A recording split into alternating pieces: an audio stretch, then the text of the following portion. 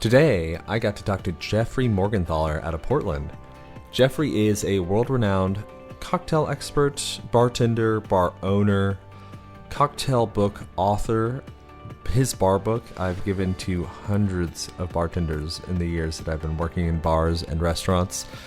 His newest book, Drinking Distilled, is hilarious and very opinionated, as you will see as we talk about it in this conversation. Jeffrey is really just a fantastic guy. I can't say enough good about him. I was a fan of Jeffrey's when I was way back in the day, just a bar back, learning the trade. He has always given tons of value.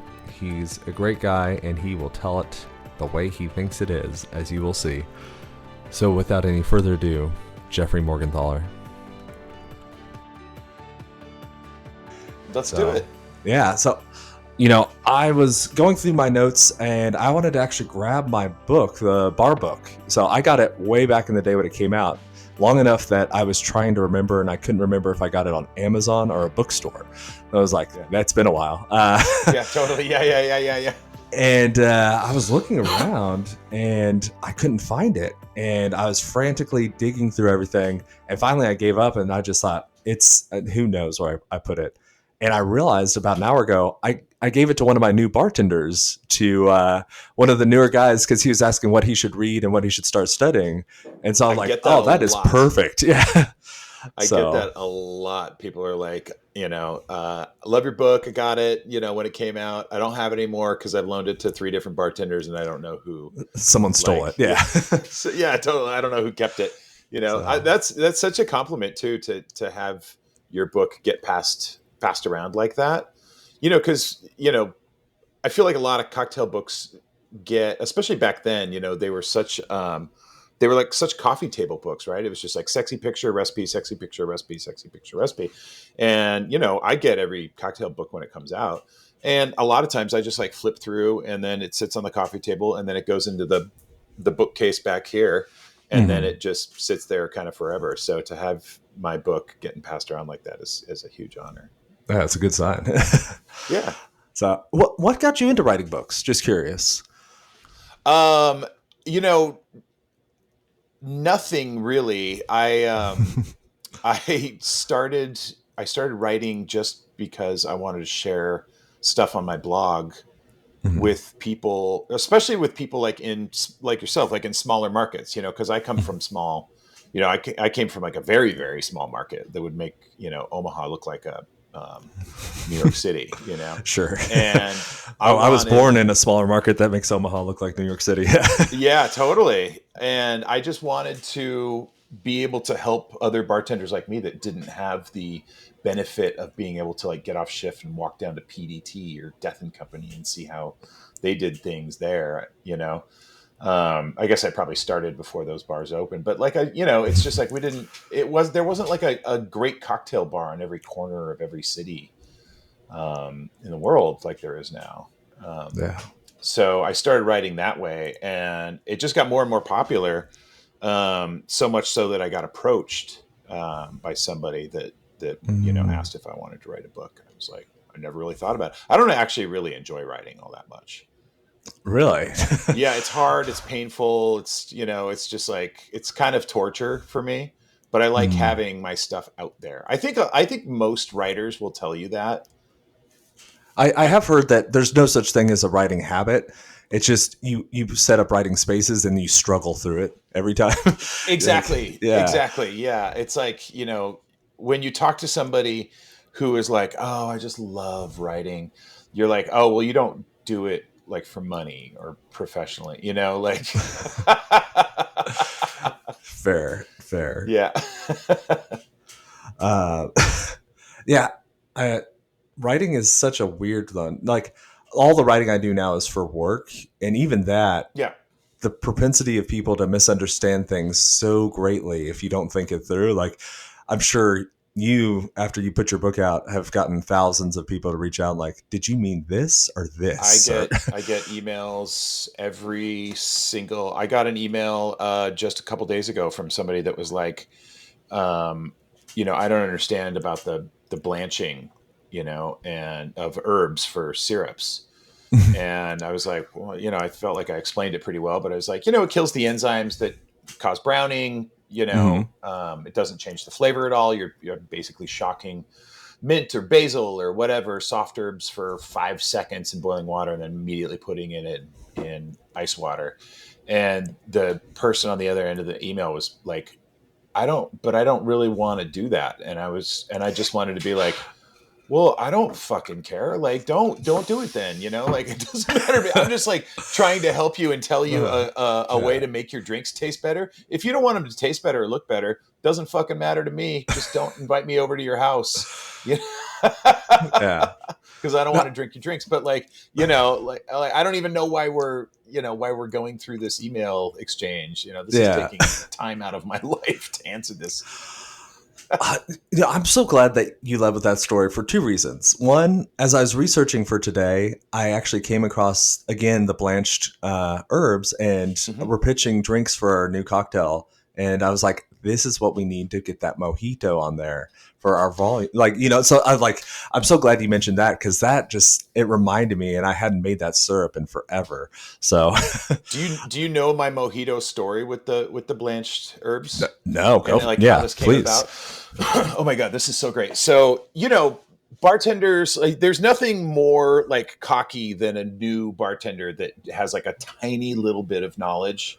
Uh-huh. I Um, was you that know, bartender. I got you. I was too. Yeah, I would Yeah. say chefs are the same way, just like a little bit of knowledge, and they're just like, I know basically everything there is to know. And I got my first job in a fancy restaurant. I'd worked in like dive bars, and I'd worked in clubs and pool halls and all this kind of stuff. And I finally got my first job in like a fancy. And I'd been working at this place for like 6 months. It was like fresh juices and all this kind of stuff. And Mhm. after a couple months, I was like, I got it. I'm the king. Like I understand everything. And this was like 2000 or 2001, and I was like, I want to put a mojito on the menu because like I was in a small town. Mojito was like the big drink around the world at that point. I was just going to blow minds in this little town with my mojito, and so I put it on the cocktail menu. And after that first like Friday, I was just like, this was a huge mistake, right? Like muddling the mint and all this kind of stuff. And I was like, there's got to be a better way. Oh, you know what? I'm a genius. I'm going to make a mint syrup. It's going to be awesome. So I did what a lot of people do is they take hot, simple syrup and they just, brew your mint syrup or herb syrup like a tea, right? I jammed a bunch of, I made like a gallon, and then I took like two giant bunches of mint and I stuck them in there for 10, 15 minutes. And then I took them out and I was like, this tastes great. Tastes like mint syrup. And within, 4 hours, it turns like brown. Brown. And Yeah. then after a day or two, it's like basically black. And I was like, well, like, I'm serving these like brown mojitos. I'm saving Mhm. myself a lot of time, but I'm serving people brown mojitos and they don't really want them. And so, but being the genius that I was like, well, there's no way to make these green unless I put some Midori in it and call it an Asian mojito. I do. I forgot it that. Yeah, that's in the book actually. Yeah. Yeah. No, Yeah, that's it's awesome. really unfortunate. Everything about that was really unfortunate. Like the flavor, the name, just like, the Midori, everything was just really unfortunate about this drink. Well, it could have been But like creme de like mint, like could. I could have used creme de menthe, yeah, for Yeah. that real chewing gum taste. Yeah, and it wasn't until a few years later that I, actually approached it with some humility and talked to chefs and was like, oh, okay, yes, came up with the blanching thing, and it works beautifully. It's great. We use it at the Mhm. bar. Currently. Make a slushy mojito. It's like, yeah, we grab the mint syrup recipe, blanch that stuff, whiz it in the blender, strain it out fine. Got a delicious bright mint syrup. Mix it with some lime juice and some rum, and you've got your slushy mojito there. I love it. Yeah. I do have to. One of the things I really wanted to ask you about, and one of the things I respect about you, speaking Midori, I feel like very few people treat cocktails of a certain age with respect. And I feel like that's one of the things that you really got a good name for. I remember when I was first the bar back and learning to bartend, being introduced to your amaretto sour and thinking, oh, this is so much better than anything.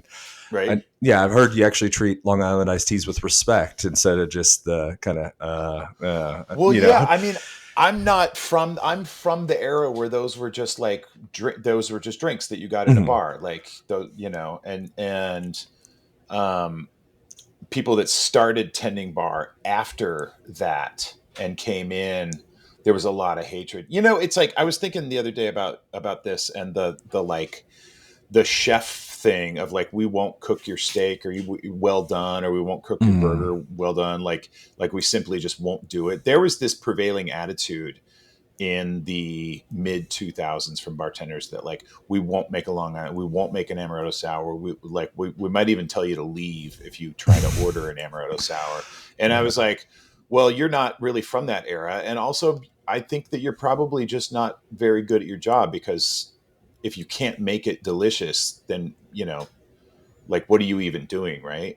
Mhm. So I set out to like, I was like, how about this? How about we just make the amaretto sour delicious and cool again? As a big Yeah. kind of like, as a big sort of fuck you to those bartenders that were so cocky. It's like, it's so cocky as to say, like, refuse to make certain drinks. Yeah. And I Yeah, mean, you like, there's a reason those drinks had the popularity they did. they're They're good delicious. drinks. Yeah. They're great. They're delicious. Yeah, you just need to update them. Like, they were made with sour mix back in the day. We'll just use fresh juice and use all the things that we've learned about cocktail construction and technique over the past like 20 years and apply it. You can kind of apply it to anything. In fact, I think those drinks taste better than like, a lot of like quote unquote classic cocktails. Like, I think a Vieux Mhm. Carré is like not a good drink. I think it's just like a sloppy mess.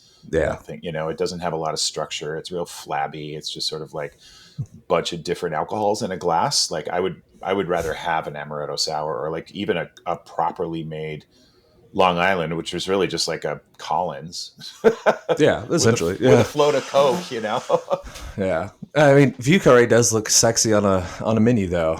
It just, you have that X. It You're like, looks oh good. yeah, It I get sounds it. good. I Yeah. think there's a lot of Emperor's New Clothes with that drink, and Hmm. a few other drinks where it's just like, I think people think that they're supposed to, especially like new like craft cocktail bartenders. I think they think that they're supposed to like that drink, but Hmm. it's like, tell me what is great about that drink. You Yeah. know, it's That's a it's that's a it's a shittier like Rob Roy. that honestly is kind of how I feel about the Boulevardier. Like, I get down on a Mm. Negroni, but I'm like, I don't know if I'm drinking any dark spirits, I'm going to drink them in a Manhattan or straight or maybe on the rocks. But I mean, I that's find a just me. That's Boulevardier. me. Yeah, I find a Yeah. Boulevardier with like a really nice like high proof bourbon. Like Hmm. 100 to 110 bourbon is like real sexy, real nice. Well, I don't think I've Yeah, ever but you got to tried it have high that. proof. So You got to have okay. that bite in there, because you're used to having it with gin that's like close to 100 proof. Hmm. It doesn't work when you slap in like an 80 proof bourbon or something, which Sure. a lot of people use their well bourbon to make it. But throw some 100 in there, and throw some Evan Williams bottled and bond in there, and give it a shot and tell me. You might Oh, okay. actually you might Hey, change your fair tune on enough. that one. Yeah. Yeah. What is your, like? Do you have a set method for how you taste and develop cocktails, or do you just just kind of throw stuff at the wall, see what happens? Or It usually starts with like sketches. If I'm doing a completely new menu from scratch, um, that it's always like a response to the space. It's a response to the time. It's a response to the food. If there's a food program, it's a response to the concept of the restaurant. And it just starts out with like rough sketches on paper, Hmm. and like sort of like slots, right? I think of a menu in terms of like slots. I'm like, this is the sort of spirit driven, maybe it's herbaceous slot. This is the sort of like tall, cool, refreshing slot. This is the, you know, right on down the line. And then, from there, then I start filling in, okay, well, bourbon sounds really good in this slots, or, American whiskey. And it might change. It might become rye, it might even become scotch or something like that. But you just sort of Hmm. start like, everything starts to kind of like gel, you Oh, know? So you have your big pieces, but and yeah, I was actually more asking like actual drink. So let's say you get to the like, all right, I want a spirits cocktail. Maybe it's going to be whiskey. Do you start with like a classic and riff on it, or do you at this point Usually, have so many that you've done that you start substituting I've in items? Or I have my catalog of stuff that I've done that Mhm. may or may not be based on other things, loosely based on other things, and then I have the whole catalog of classic cocktails, and so from there, I don't I've never understood this idea of just like starting from like scratch, and just pouring stuff into a glass until it tastes good is just like really, it's just sort of dumb. It's like Mhm. reinventing how to like build a house every time you build a house. It's like, well, there are structure, there are basic structures that work, Mhm. and you might end up discovering a different way to do things, but trying to do it from the ground up with every single cocktail is just, I've had those drinks and I've had those menus, and they're real sloppy and usually pretty terrible. Like, Yeah, for sure. Yeah. Well, I mean, do you think about building cocktails kind of like architecture? Because I know you have the background in architecture. I do, yeah. Yeah. Sometimes I mean, not. I don't draw any like direct correlations. Yeah. Like, people always want me to say like, you got to start with a foundation, and that foundation is gin. Like, I It just would think make a that's good like, soundbite. Yeah. it makes a great soundbite. It's just kind of a dumb way to think about cocktails. Like, cocktail's a cocktail, and a house is a house, or a building is a building. Yeah. But I do apply the design process that that's the thing about going to design school, is learning the design process. Mhm. And also being able to not have any sort of ego around the thing that you're trying to make, um, is something that you learn in school. Like, you have to like really detach. It becomes an object that you have to sort of like look at, and you can't think of it Hmm. as like yours. Because when you Is think of it as like yeah. yours, it gets very personal, and people get really defensive, and you can't be flexible and change things. I can make a drink, and I can taste it and go like, that's gross, that doesn't taste good, and I don't get locked into anything. Yeah. So I think Hmm. learning the design process in school was like very, very helpful for me.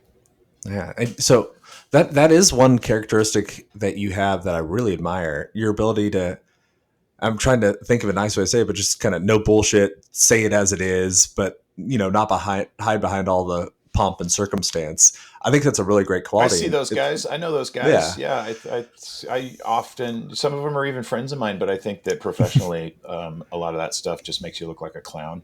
Mhm. You know, and it's just like, this is like, we're not. People have said this many times, but it's just like, we're not curing cancer, right? We're probably causing cancer. Yeah. So taking this job super seriously, it's just like, I just want to make delicious things for people to enjoy. I don't, if I have a bar full of people all sitting around like smelling their drinks and kind of talking about like the flavor profile of it, I feel like that's a failure for a bar. But when I've got people just like, that was delicious, just like pounding cocktails, that's a huge success. That's a bar. Yeah. That's a bar. Yeah. uh, you know, Speaking of sounding or looking like a fool, I wanted to ask about drinking distilled. What led you to write that book? Because if I had that book when I was in college, I would have Would have been avoided helpful, many. right? Yeah, it would have helped so much. Yeah.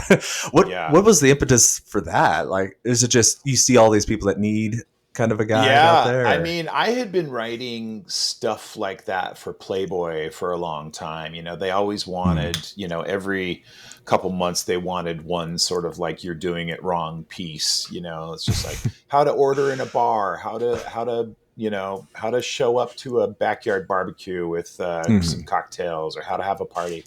And so I had a lot of like opinionated writing on that, and that publisher approached me directly, and they were like, this is the book that we want you to write.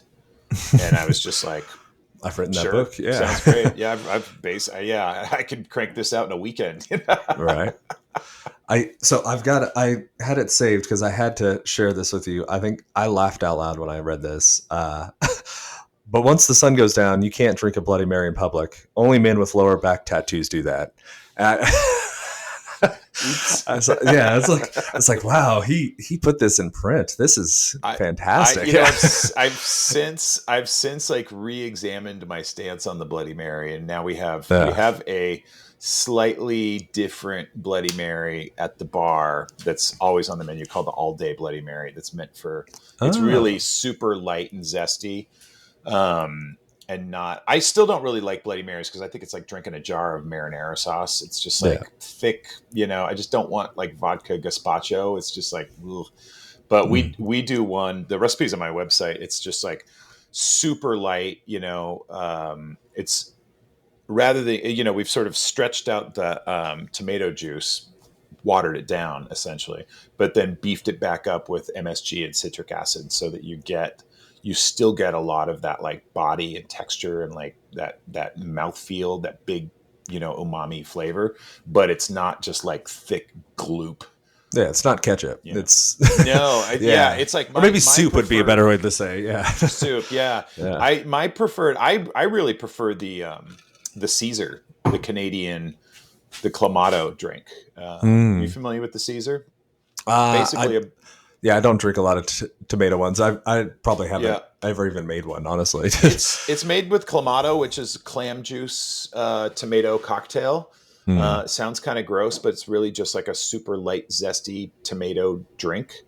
And all the other rules are the same. It's basically just like Bloody Mary, ingredients with Clamato instead of regular tomato juice. And it is awesome. You can drink it any time of year, any time of day. It's just like light and zesty and refreshing, which sounds weird for a tomato based, beverage, but check out the Caesar. It is awesome. Okay. I could do that. Unless you have a shellfish allergy, in which case. No allergies here. That actually does bring something I wanted to ask you about. So in 2023, I actually stepped back. Oh, no, 2013. I said that way too far. I stopped bartending full time and started transitioning to the SOM thing, which got me into management. It ended me up here in general manager. And I often wonder, did I leave bartending? Did I leave that active service too quickly?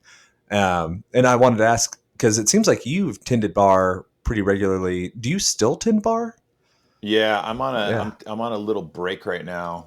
But next April will be my 30th anniversary behind the bar full time. And I often wonder if, that pressure, but also that drive, be in front of people, if I really missed something, because I feel like you get a lot with that nightly. How long did you tend bar for before you segued into management? So I was a bartender. I was bar back and helping out a little bit before I legally should have when I was 19. And then they made me full bartender 21. And then so through that whole time I was bartending at one place, Secreto in Santa Fe. Bar manager followed all of your stuff. So we had the barrel aged cocktails. He was super into all that. Then I started stepping back because I got into that wine thing and started following that route, getting certifications. I still did it part-time. And then about 2018, I stepped away entirely. So I guess the long answer to your question is about 9 to 10 years. That's a long time. Like I feel like after 5 years, you're basically a veteran bartender. So I think that, 10 years, if you haven't gotten really good at after 10 years, you're probably not going to. And I think it sounds like you did get really good at it. So I mean, there's always more to learn, but like, I don't think, I don't think you have to do it for 30 years to be really great. In fact, I know bartenders that are way better than I am that have been doing it for 4 or 5 years. Yeah. Maybe it's just that I actually miss it. That's probably more what it is. You might actually miss it. Yeah, but I mean, you're probably in a position where you can jump back there and you could probably I know you're going into the kitchen today. I'm sure you could get behind the bar if you wanted. Yeah. I mean, usually if I'm back there, something's gone wrong, horribly wrong. And I'm helping out the well or things are going horribly right. And it's Christmas Eve and I'm helping the well. That's probably more what it is. Yes. Totally. Yeah. which Yeah. it's a business where things can go horribly right. Grateful to have a second or third well, right? Yeah, every time. Yeah. Yeah. So wanted to kind of transition to, because this is something I've asked a couple people, and it's it's something I don't really have a good answer to. How did you learn to taste? Was it just on the job in the trenches, or did you ever take any courses? Have anyone that mentored you, or? No, I've always just been really good at it. Mm. I've just always enjoyed it. I'm a total like gourmand, as opposed to gourmet. I just really enjoy like eating and drinking, and I enjoy the way things taste. I'm not like a super taster. I don't have that gene that, quite frankly, I don't want, because I think those people are burdened by that ability to taste. A lot of those compounds that the rest of the public can't taste. But I taste at a very high level, and I also have like a crazy weird like kind of like flavor memory, where it's like almost photographic. Like I can think about something that I've eaten and enjoyed, or even not enjoyed, something that I've had in my mouth in the past, and I can like sort of conjure up that flavor in my mind. Like it's very strange, that ability. And so, I've just always been, like I've always been cooking. I like cooked a lot when I was a kid. I just really like beverages. I love wine. I drink tea and I drink coffee, and it's just always, I just love the experience of flavor and tasting things. So I never took a class. I don't really know even if I understand the reason for taking those classes. I think those classes are designed to give you a language so that you can discuss with other people. But I, of course, like having my own language for that stuff, because I can think of words that are more evocative than like, white flowers and, minerality. I get a little bit more descriptive sometimes in a bad way. I'm the head judge of the San Francisco World Spirits Competition, and I'm the guy that's always like, because we get some great things, and sometimes we get some weird stuff, some stuff that's not that great. And I'm the guy that can like compare it to something unfavorably and make everybody in the room laugh. Yeah.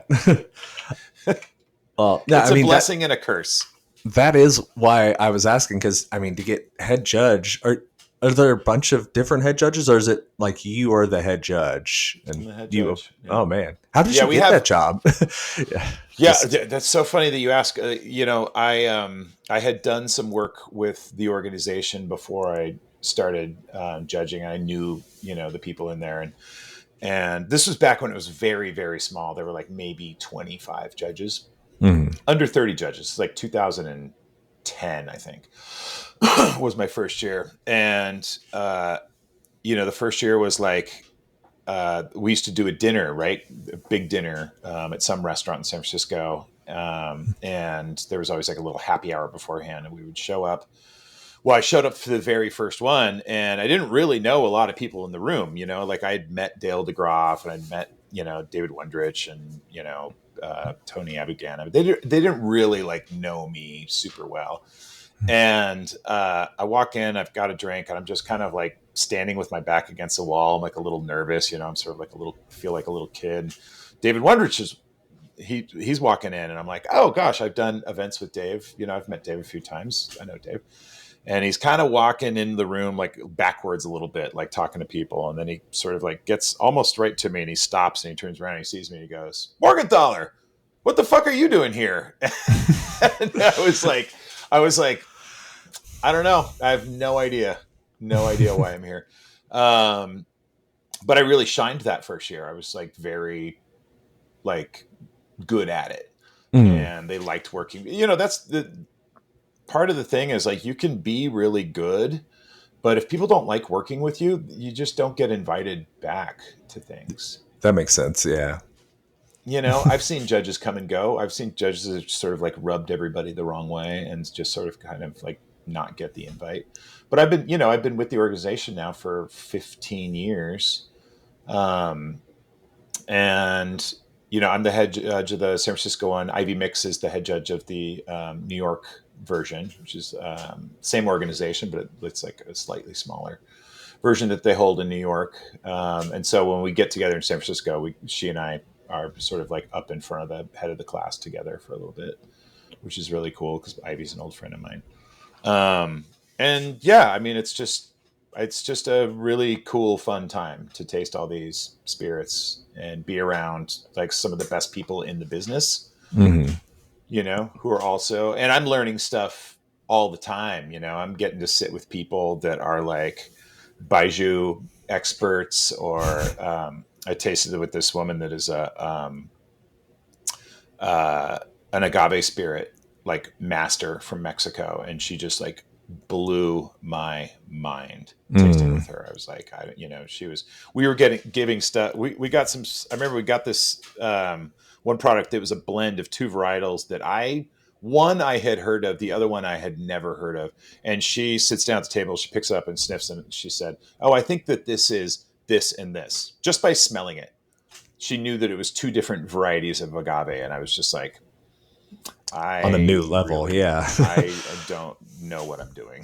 But it's always cool to be, for me, it's always cool to be around people that are better at the job than I am, because that means I'm going to learn something. You never want to be like the best or the smartest in the room. It's just not, you're in the wrong room if you're the smartest person in there. Yeah. I mean, everyone's better at something than you are. Totally. That's what I always tell myself. Just, yeah. What is your superpower? What is the thing that you're the best at when you're in the room? Oh, Jesus. I don't.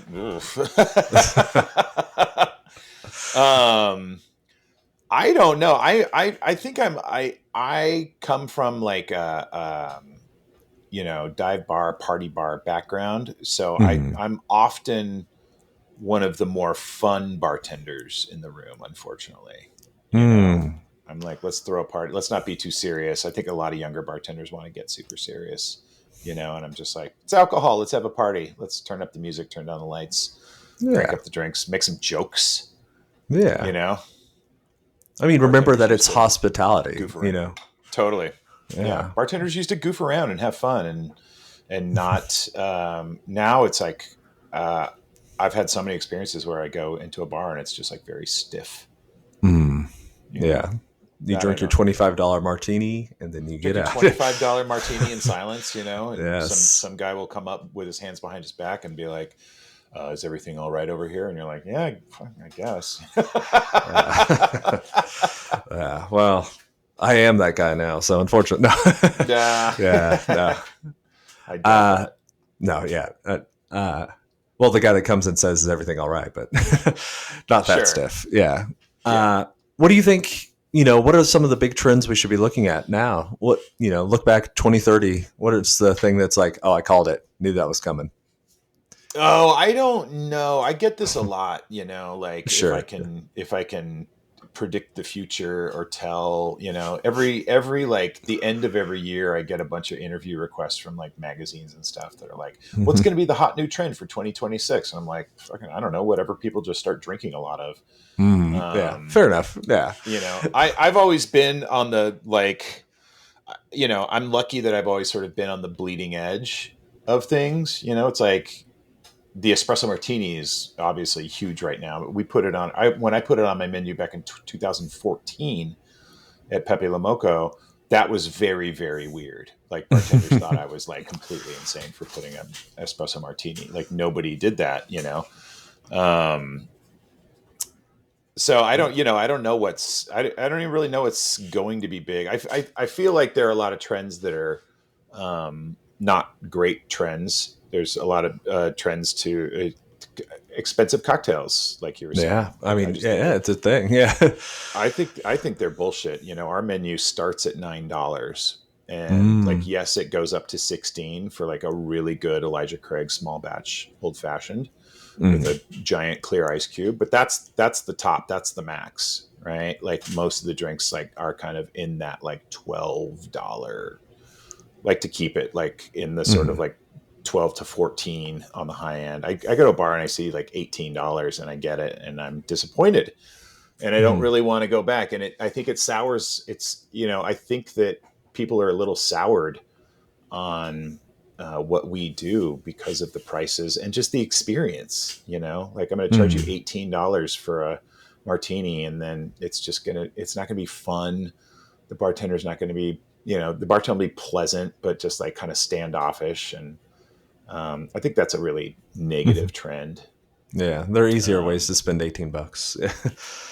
Yeah, I would say that, like, a lot of the things that I've done have been responses to negative trends, and those have become trend. Like, you talk about the amaretto sour. It's just like that was a response to bartenders being dicks, and now that's the industry standard recipe for the amaretto sour around the world, which is very cool. But that was a response to like this negative thing. Like, I think that if more people can respond to these $25 martinis with some $12 martinis, we might have a trend there. We might get people back in bars drinking more, having more fun, spending more. No, I'm thinking too, I think it was at Clyde Commons that you stopped charging for beer backs when people asked for them, which I thought was great. Yeah. When I got they had been through 3 bar managers before I started, and the previous bar managers charged like a couple of dollars for like a little thing. And I come from dive bars where like you would never charge for a beer back. Like, you'd get run out of town, right? And I was sort of like raised by, we had like our crowd at those first bars that I worked at. There were a lot of like Midwest, like Wisconsin people, especially in those bars, and that's not how you do it. You don't charge a Wisconsin person for a beer back. Like, you'll never see him again. Yeah, no, that makes sense. Yeah, and it should just be like, a beer back should be like 3 to 4 ounces of beer. It's not like, of just whatever kind of crappy beer. It would be weird to charge for that. But I mean, there are places that do it. Like when I see like there's a charge for like pineapple juice or like, that sort of thing on a receipt, I'm always like, oh, okay. So there's one that I think is bizarre that you see every once in a while, and that's an upcharge if you want it on the rocks, because they do a larger pour of whiskey on. You see a lot of like weird, like kind of like small chain corporate places do this, where it's like, yeah, if you order a Maker's Mark, it's $12, but if you order it on the rocks, it's 14, because we pour like an extra half ounce or something. It's like, what the fuck? What is that? That's the dumbest thing I've ever heard. Well, to be fair, that's what my restaurant does, but I wasn't the one that instituted that. So I can neither confirm nor deny. No. So if I walk into this restaurant with a friend, we both sit at the bar. We both want Maker's Mark. One of us wants it just on regular hotel ice, and the other wants it neat. Those are 2 different sized pours and 2 different prices. That's what they want us to do. Yeah. So I don't understand that at all. Agreed. I mean, so there's pros and cons. I'm the GM, but it's 4 different restaurants that are part of a restaurant group, and you win some battles and you lose some. And I've learned to run away and fight another day on some things. And I've always kind of worked for mom and pop places. I've never really worked. I've worked with some larger corporations, but I've never like had them as my boss. Yeah. So don't really. But it just like, I feel like somebody should just explain to like the person at the top and just say like, even just from a legal standpoint, it's like, well, why did this guy get so much drunker than this guy? They both had the same drinks. Oh, well, this guy got ice with his. Like, it just doesn't make any sense. Yeah. Yeah. Anyway, we don't have to. You can just send. Somebody can anonymously send this to the people in charge. Yes, the podcast that got me fired. Unfortunately, no. Feel free to cut this out if you need. No, I don't care. I mean, yes, We'll just keep going here. Yeah. Yeah, I don't. Well, that's it brings up an interesting topic, which is I've found in a lot of bars, because I've come into bars, I've opened a lot of places, but I also I've come into places, and started working with the team before. And there's one thing in bars and restaurants that I think is a little bit of I won't say epidemic, but it's just a real issue, is the attitude of, well, that's the way we've always done it, without Mm-hmm. having anybody with a critical, some sort of critical thinking role that can just say, well, what if, why don't we just talk it out? Like, okay, that's the way we've always done it, but is there a better way to do it? It's like in bars, it's like, well, we always just keep this here. Okay, well, it seems like we have to walk 3 steps over there to get it 50 times a night. What if we put it here where it's Mm-hmm. closer to our hands? Well, it's like, well, it's always been over there. I Fair. hear that. Yeah. I hear that, but it could be here.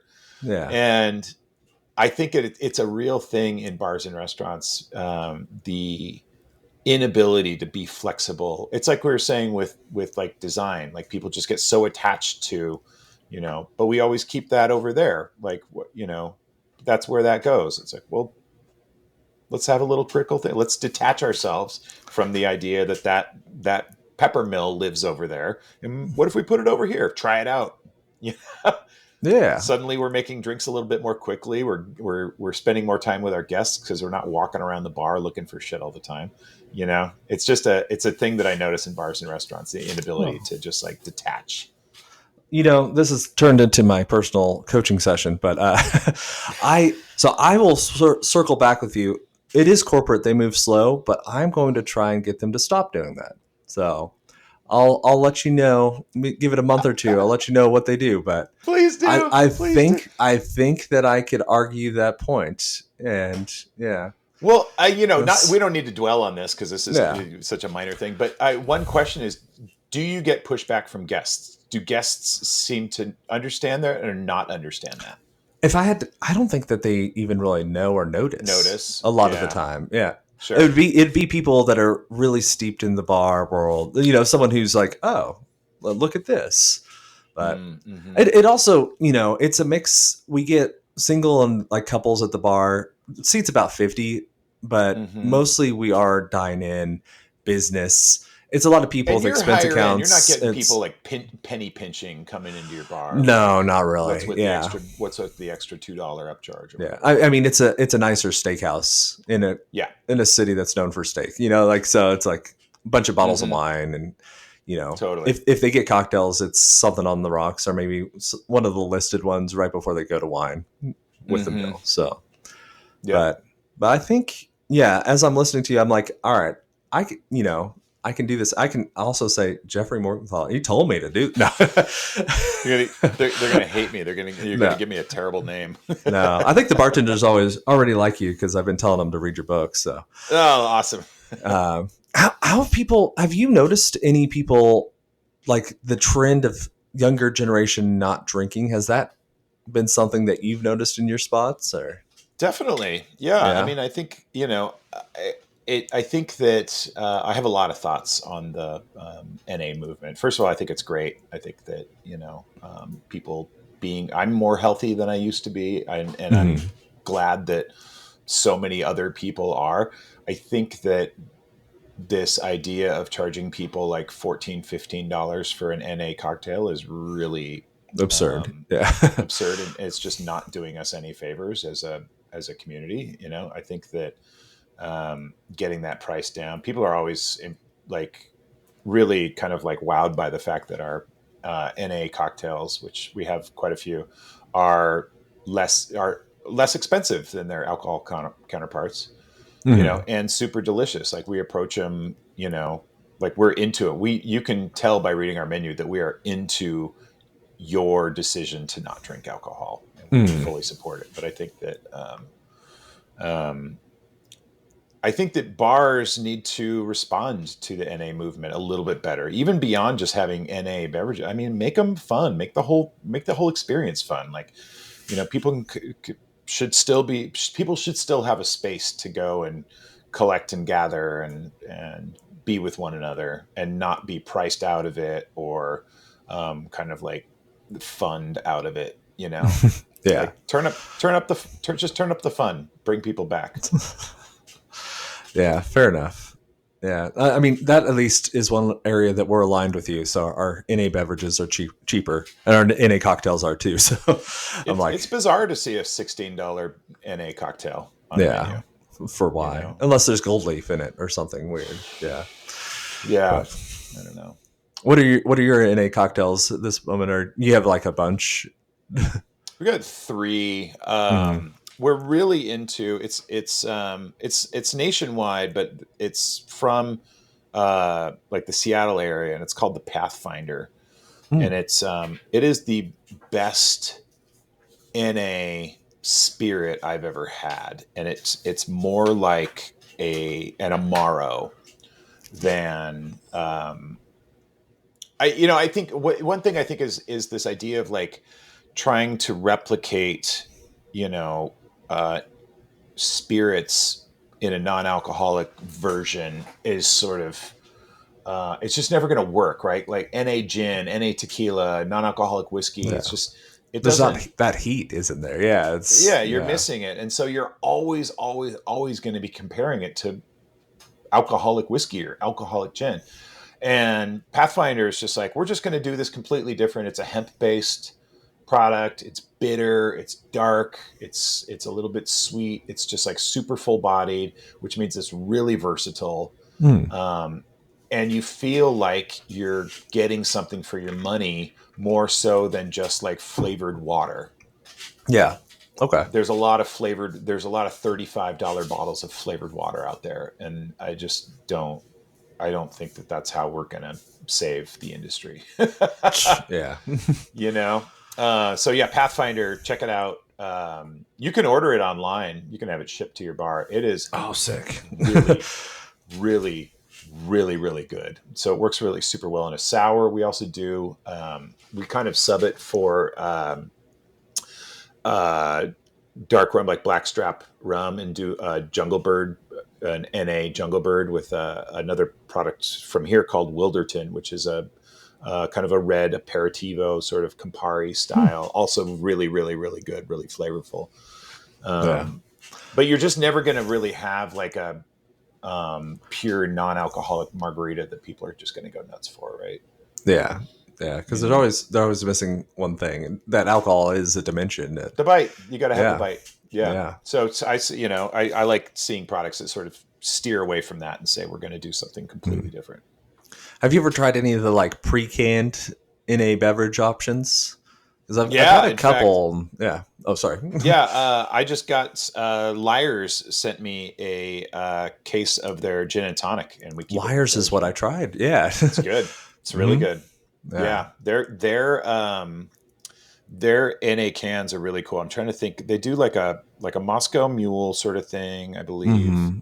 I They think do they a had few. a Negroni style one too, if I Yeah. remember correctly. Yeah. Pathfinder does a Pathfinder Negroni style that's in a can that's also very, very good. And it's in one of those like little small, it's almost like the size of like a tomato juice or pineapple juice can. So it's truly like one serving. That's We'll cool. keep those in the fridge, and we'll even like throw it over like a big cube at home and do like an orange twist and do the whole thing Nice. and have it before dinner. It's great. Yeah. So And the other thing is, you can throw in a little alcohol if you want, and you don't have to make a choice one way or the other. It doesn't have to be. The great thing about NA is you don't have to be completely NA or completely A, right? Yeah. I mean, you can mix it up. You could have yourself a low proof Negroni. Just a You know, splash of gin or something like that. Yeah. totally. You can do a splash of gin with a non-alcoholic. There's this is really good. Free Spirits vermouth, red vermouth is Is it really alcohol nice. free? Alcohol free, and so you could do. We'll do an ounce of that, an ounce of Wilderton aperitivo, and an ounce of gin, like Beefeater, like 80 proof gin, and suddenly you've got a 3-ounce cocktail that's got barely any alcohol in it. Cool. That's I really like cool. mixing and matching like that, Yeah. sort of like, and you can sort of, you can build a drink that way. You can build your night that way. You can start, sometimes I'll go out, I'll have a martini, and then I'm just like, whoa, I'm too old to drink like, Yeah. more than one martini. So Well, I I might think, switch to like an NA drink, and then I might switch to a low alcohol, a low ABV drink. yeah, I think it was you that said like I never understood the 3 martini lunch, which yeah, it just blows my mind. Day drinking and Those well, dudes were wasted, yeah, wasted. and that's why I kind of think that I'm thinking pre-prohibition to after, just the amount that Americans drink. Yeah, we still drink a lot, but it shrunk so much.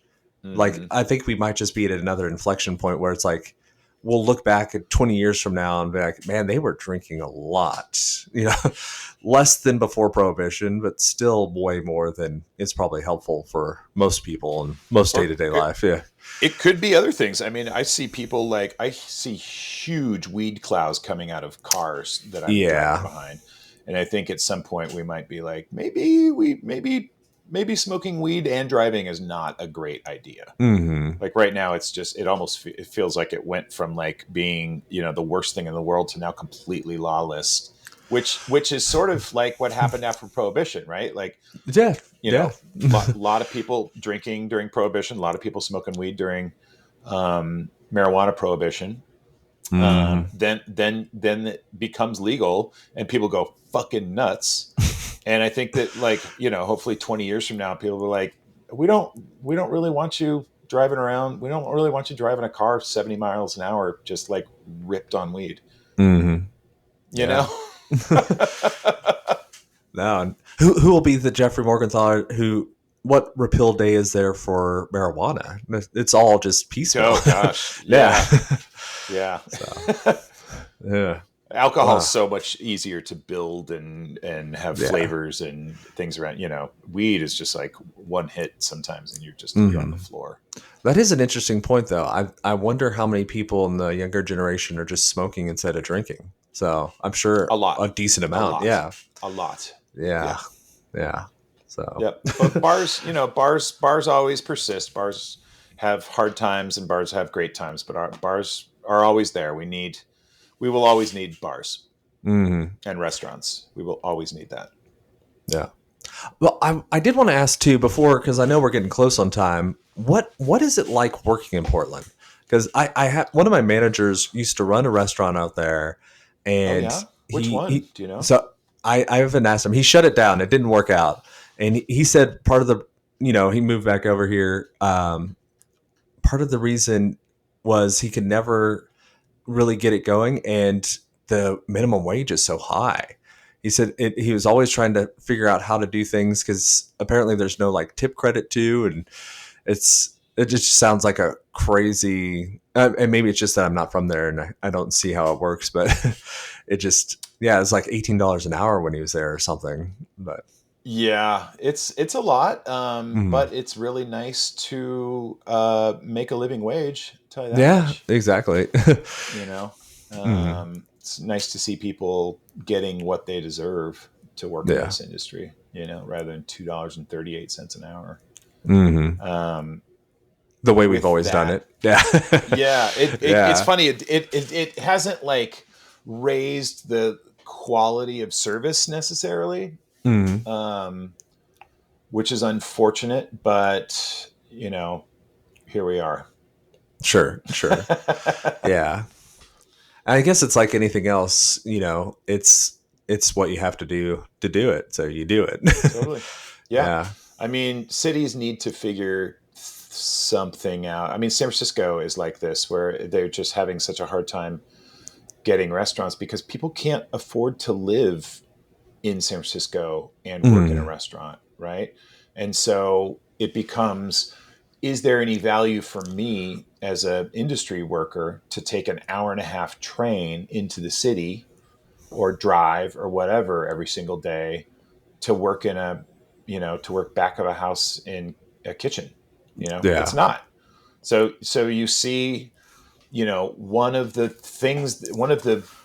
top five things that makes a city great is bars and restaurants. And if you don't have great bars and restaurants, like, your city's not going to be great. So cities need to figure that out, like how to make housing affordable, how to make get people earning a living wage. Mm, Otherwise it's just like what it's just a collection of buildings. You just can't have a great city without great bars and restaurants. It's not possible. Where are you going to eat? Yeah.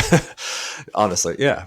Yeah. No. I was just in London and I was like, I love this town. And I was like, why do I love this town? I love this town because there's great bars and restaurants here. Yeah. That is one of the most important things, I think, for a city.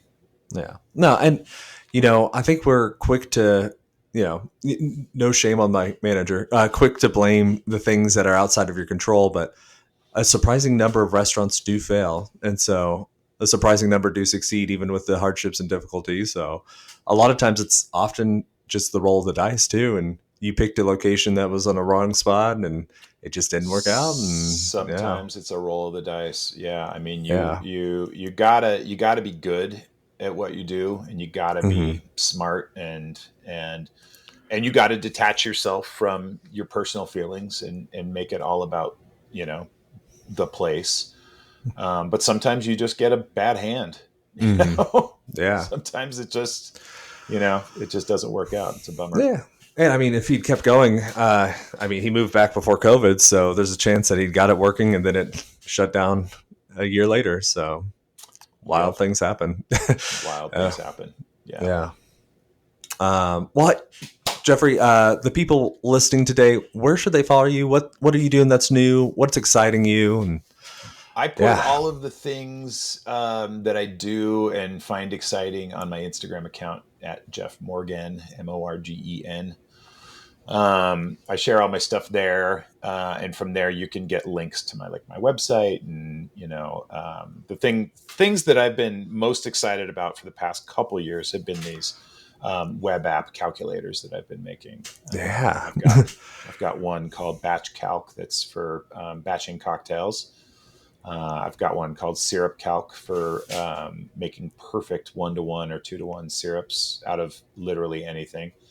And I collaborated with the guys who wrote the book Bubbles from Crossroads Bar in London, who are the experts in carbonated cocktails and draft cocktails.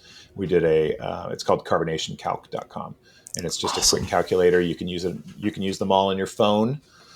You can even save them to the home screen, so it works like an app on your phone, and they just help you get things dialed in very quickly at your bar. So it's like if you want to have a carbonated cocktail that has a texture similar to German Pilsner, punch in the numbers and it'll tell you how high to carbonate that cocktail. And that's cool. Instructions. So it's pretty cool. It's really fun. All free? All free. How about that? All right. Jeffrey Morgenthaler, everyone. Yes. Thank you. Thank you so much. Thanks, Andrew. Yeah. Thank you again for listening. That's the end of our show today. My name's Andrew. This is Serves You Right. If you haven't, please subscribe to the show. Everyone who subscribes helps this show grow and get cooler guests on, and it sure does mean a lot to me. We put out new episodes every Tuesday and Thursday. We'll see you then. Thanks.